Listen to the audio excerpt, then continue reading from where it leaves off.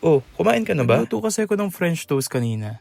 Yung tinapay na binabad sa itlog tapos pinrito. Isa to sa mga go-to na merienda at agahan ko. So tara, subukan nyo. Yung ingredients sobrang basic lang rin. Makikita nyo sa mga ref nyo. Simulan natin yung recipe sa custard mixture. Yung usual ratio ko para dito is doble ng amount ng gatas yung amount ng itlog. Tapos vanilla extract para medyo makancel out yung lansa ng itlog. Sobrang bango niyan. Tapos tulad ng ibang sweet recipes, lalagyan lang rin natin to ng asin para mas ma-enhance yung flavor. Tapos dito naman tayo sa tinapay na ilang araw nang nakatambay sa ref. Yung initial recipe ko actually is dapat perong ham and cheese na palaman yung French toast. Kaso pagkahiwa ko, nakita ko na meron ng ham and cheese mismo yung loaf. So good thing na rin kasi parang napadali yung recipe. At dahil ready na lahat ng components, i-prepare na rin natin yung frying pan. Yung trick ko dito is dapat mahina lang yung apoy. Low and slow ba? Ano ba yun? Mag-melt lang tayo ng butter sa pan. Then ito na yung perfect timing para mag-dip ng bread dun sa custard mixture. Kung mapapansin nyo, quick dips lang kasi ayoko masyadong maging soggy yung bread. Straight to the pan na meron ng butter. Tapos kung kaya pang hinaan yung apoy, hinaan nyo pa. Maganda kasing naluluto muna yung loob bago magkaroon ng brown crusting dun sa labas na parang ganyan. Baka nga pala nagtataka kayo kung bakit wala akong ginamit na sweetener dun sa custard mixture. Mas gusto ko kasi yung kakain yung mag-a-adjust ng sweetness according dun sa preference nila. Kaya ito, ginawa ko naman na topping yung asukal. Hinalo ko na rin dito yung cinnamon kasi supposedly nakahalo yan dun sa custard mixture. Kaso nakalimutan ko. Pero ayan, ready na yung French toast. Sana, ready ka na rin kumain. Kain po.